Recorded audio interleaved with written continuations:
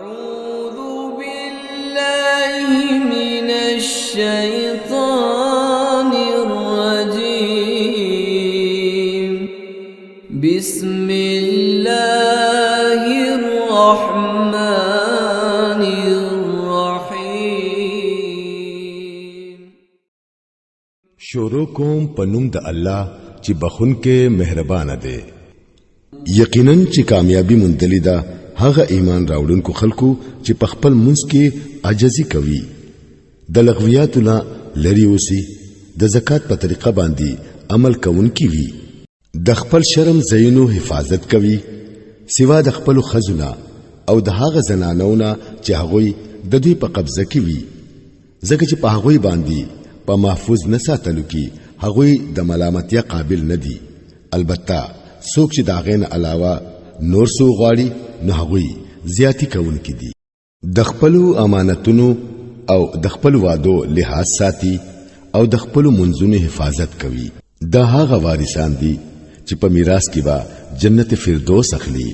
او په هغه کې به همیشه اوسي. مونږ انسان د خاوري د ست نه جوړ کړو، بیا مو هغه په یو محفوظ ځای کې د نطفه په ساس کې بدل کړو، بیا مو دغه ساس کې لا د وینې د ټوټې شکل ورکړو،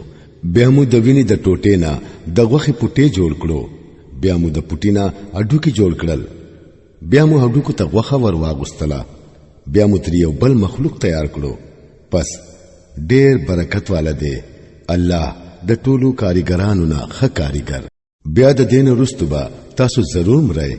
بیا به د قیامت په ورځ یقینا چې تاسو را پاسول کېږئ او تاسو د پاسه مو ولاري جوړ کړي.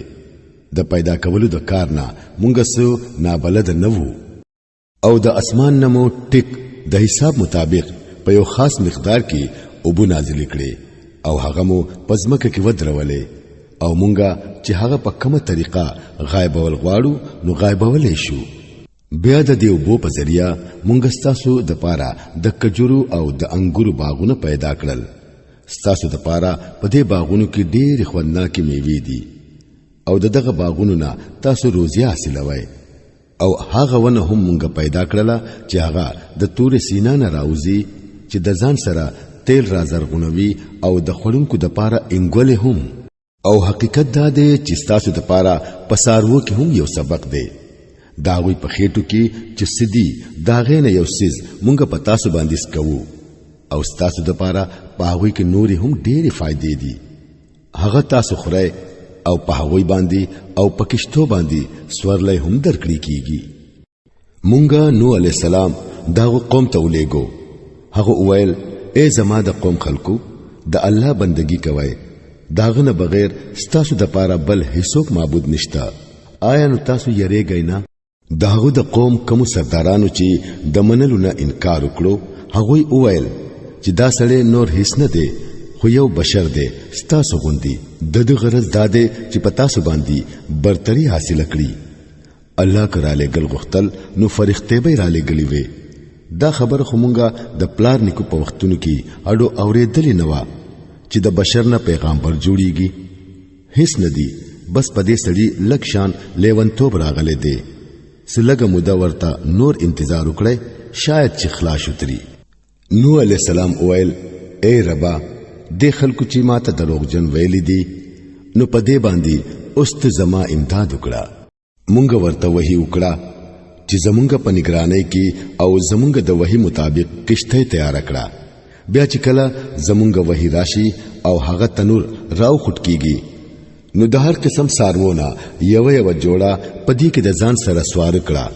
او خپل اهل او عیال هم د ځان سره کړه سوا د هغه خلکونه چې داوی خلاف مخکې فیصله شوې ده.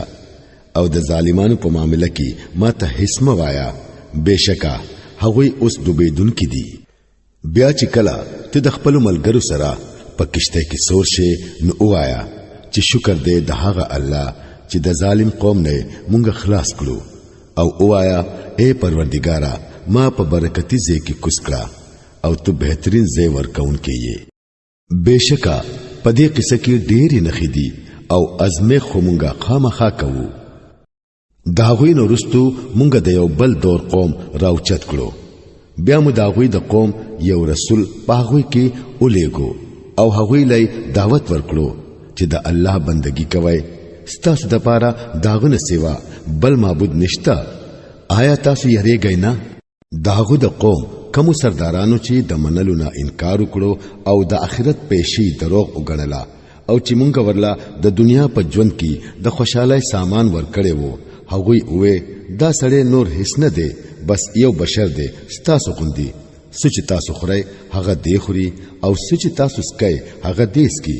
اوس کې چری تاسو د خپل ځان غوندي د یو بشر اطاعت قبول کړو نو تاسو په نقصان کې شوي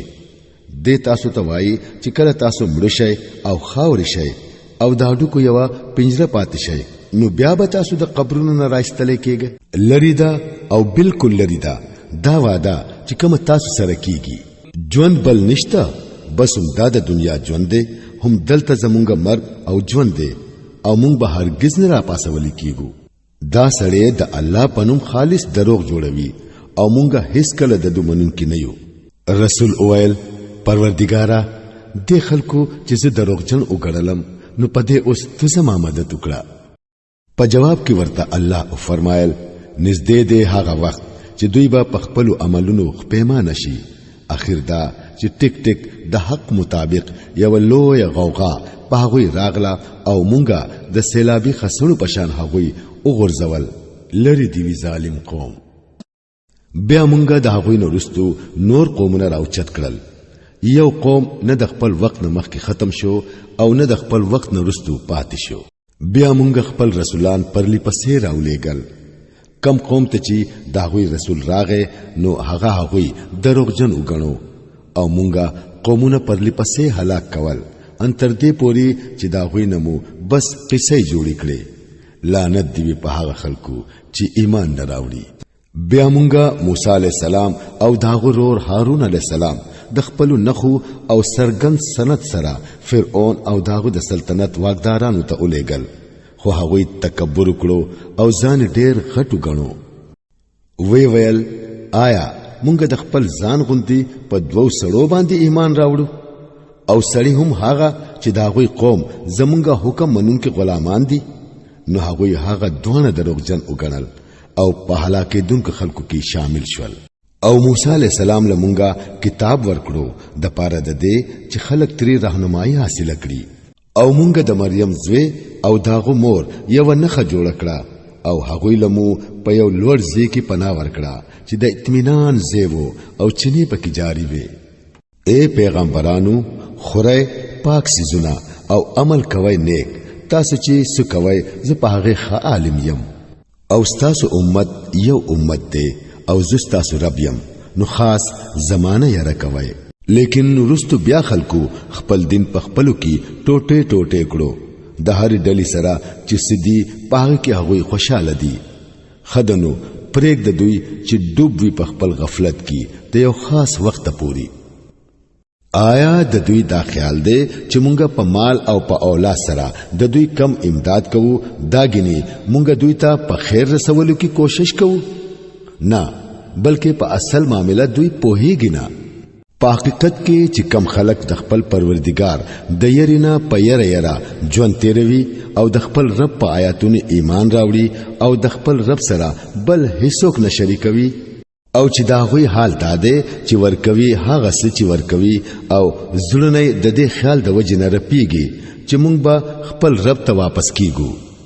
نو هم هغوی نیکو طرف ته منډي وهون کې دي او د هر چا نه مخکي هغه ته ځان رسون کې دي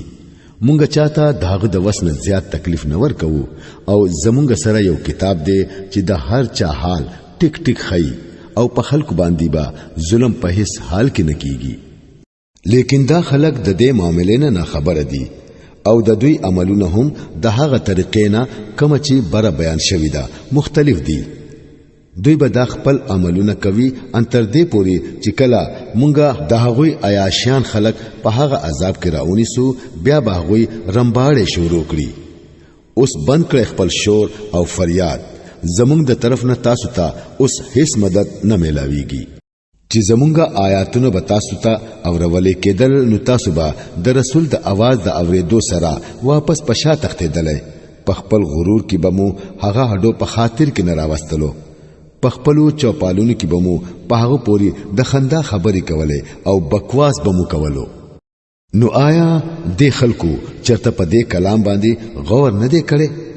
یا ورته هغه سداسي خبره راوړی دا چې هغه د دوی اولنو پلرونو نیکونو ته چرته راغلی نه و یا دوی د خپل رسول نه هډو واقف نه وو چې ګني د ناشناوالي په وجه داغنه تریږي یا دوی د دې خبرې قائل دي چې هغه لیونه دي نه بلکې هغه حق راوړی دی او د دوی د اکثر خلکو حق فق نه دی او حق کچري د دوی په خواهشاتو پسې تللې نو د ځمکې او د اسمان او د دې د ټولي آبادی نظام با ګډوډ شوی وي نه بلکې مونږه دا غوي خپل ذکر هغه ته راوړی دی او هغه د خپل ذکر نه مخاړوي. آیات د دوی نه سغواړي تعالی چې خپل رب سره درکړي دي هغه ډېر بهتر دي او هغه بهترین روزي ورکون کې دي. تو خو هغه نه غلاري ترابله خو بشکا کم خلق چې اخرت نه مني هغه د نه غلاري نه پټډت لغواړي. کومنګا په دوی رحم وکړو او په کم تکلیف کې چې نن سبا دوی مبتلا دي هغه تر لری کړو نو دوی با په خپل سرکشي کې د نه غلاري نه بالکل ډېر لري لاړ شي. د دوی خو دا حال دی چې مونږه دوی په تکلیف کې اخته کړل بیا هم دوی خپل رب ته راټیټ نشو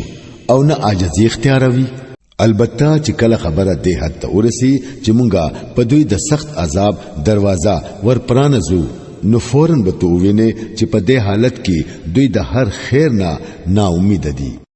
هغه هم الله دی چې تاسو له د اوریدلو او د لیدلو طاقتونه درکړل او د سوچ کولو د پاره زړونه درکړل خو تاسو کم شکر گزار یې. هم هغه تاسو پزمکه کې خوارو کړای او هم هغه ته به تاسو ورغونډې گئے. ژوند او مرګ هم هغه ور کوي د شپې او د ورځې گردش داغه په قبضه کې دی. آیا تاسو په عقل کې دا خبره ناراضي؟ لیکن دا خلق هغه سوای چې د دوی نه وړاندینو مشرانو ویلي دي. دوی وایي آیا کله چې مونږه مړ شو او خاور شو او د اډوکو پنجره پاتې شو نو ګني بیا به ژوند را پاسول شو. مونږ هم دا وادي ډېر اوریدلې دي او زمونږ نه وړاندې زمونږ پلار نکونو هم اوریدلې دي. دا هسي زړې قصې دي. دوی ته وایا کچری تاسو په هیګي نو وایي چې دا زمکا او د دې د ټول آبادی د چا ده؟ دوی به ضرور وایي چې د الله ده. نو ورته وایا چې بیا عبرت ولی ناصله وای. د دوی نه تاسو کړه د وو اسمانونو او د لوی عرش مالک څوک دی؟ دوی به ضرور وایي چې الله. ورته وایا نو بیا تاسو یریږئ ولی نه؟ دوی ته وایا کچری تاسو په هیګي نو وایي چې په هر سیز اقتدار د چا دی او هغه څوک دی چې پناه ورکوي او داغه په مقابله کې بل څوک چاله پناه نشي ورکوله. دوی به ضرور وایي چې دا خبره خو د الله د پاره ده. ورته وایا چې بیا تاسو څنګه دوکه کېږئ؟ حق چې څه دی هغه مونږه د دوی مخې ته راوړی دی او هیڅ شک نشته چې دا خلک دروغجن دي. الله هیڅ خپل اولاد نه دی جوړ کړي او بل خدای دا سره نشته. کدا سیوی نو هر خدای با خپل مخلوق ځان له بیل کړي وي او بیا با هغه په یو بل حمله کوله. پاک دی الله د هغه خبرونه کمی چې دا خلق جوړوي. هغه په پټه او پخکاره عالم دی. هغه ډیر اوچت دی د هغه شرک نه کم چې دا خلق بیانوي. اے نبی صلی الله علیه وسلم دعا کوا چې اے پروردگارا د کم عذاب نه چې دوی یې رولې کیږي هغه کچري ته زما په موجودګۍ کې راولې نو اے زما ربا ما په دې ظالمانو کې مشامل وا. او حقیقت دا دی چې مونږه ستا په وړاندې دا غسیز دراوړلو پوره قدرت لرو د کم سیز نه چې مونږ دوی یې ربو. اے نبی صلی الله علیه وسلم بدی په هغه طریقه د فکوا کما چې د ټولو نه بهتر وي. دوی چې کمی خبري ستا په حق له جوړوي هغه مونږ ته خمالوم دي او دعا کوي چې اے پروردگارا زه د شیطانانو د لمسنا پتا پوری پناه غواړم بلکې زما ربا زه خو د دین هم پتا پوری پناه غواړم چې هغه زما خواله نږدې راشي. دا خلق د خپلو عملونو نه واپس کیږي ان تر دې پوری چې کله په دوی کې چاله مرګ راشي نو وبوایي چې اے زما ربا ما هغه دنیا ته واپس ولېګا کوم چې ما پرې خو دیدا او دلته تر راغلی يم امید دې چې اوس به نیک عمل کوم هرگز نه دا خو بس هسي یو خبره ده چې دې کوي اوس د دې ټولو مړو خلکو نو ورستو یو برزخ دی د دویم ژوند د ورځې پوري بیا چې څو وخت سور پوک وهلی شي نو نه به د دوی خپل ولی پاتې وي او نه به دوی د یو بل تپوس کوي په هغه وخت کې چې د چا تلی درنې وي هغوی به کامیاب وي او چې د چا تلی سپکی وي نو دا به هغه خلک وي چې هغوی خپل ځان په خپل په نقصان کې واچوي هغوی به په دوزخ کې همیشه اوسي ور به د هغوی د مخونو سرمنی سټي او داړي به بهر تراوزي آیا تاسو هغه خلک نه چې زما آیاتونه بدرته اورولې کېدل نو تاسو به هغه دروغ ګڼل هغوی بوای ای زمونږ ربا مونږ خپل بدبختی راګیر کړی وو مونږ واقعي بیلاری خلک وو ای پروردګارا اوس مونږه د دې زین او باسا کو بیا مو داسې قصور وکړو نو مونږ به ظالمان یو الله به جواب ورکړي لری شي زما د مخینا پراتو اوسه پدی کی او زما سره خبري مکوای تاسو هم هاغه خلق یې چې زما سبندگانو با کله ویل چې ای زمونږه پروردګارا مونږه ایمان راوړو مونږ ته معافي وکړه ته د هر چا نه زیات رحم کوونکې نو تاسو با هغه پوری ټوک شروع کړي ان تر دې پوری چې دا غوي زد درنه زهم هیر کړي وم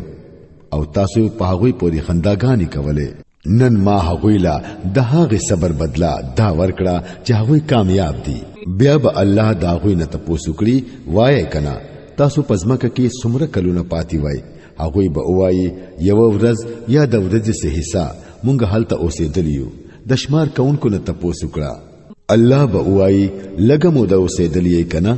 افسوس کو تاسو په هغه وخت کې پوهېدلی وای آیا تاسو دا خیال وو چې مونږه تاسو فضل پیدا کړی او تاسو به زموږ طرف ته واپس ناراضه بس ډیر اوچت دی الله چې حقيقي بادشاہ دی داغه نه سیوا بل خدای نشتا هغه د بزرگ عرش مالک دی او څوک چې د الله سره بل معبود ته आवाज کوي چې داغه د پاره ور سره هیڅ دلیل نشتا نو داغه حساب داغه د رب سره دی داسې کافران هیڅ کله خلاصې نشي مندلې اے نبی صلی الله علیه وسلم او آیا اے زما ربا معافی وکړه او رحم وکړه او ته د ټولو رحم کوونکو نه خ رحیم یې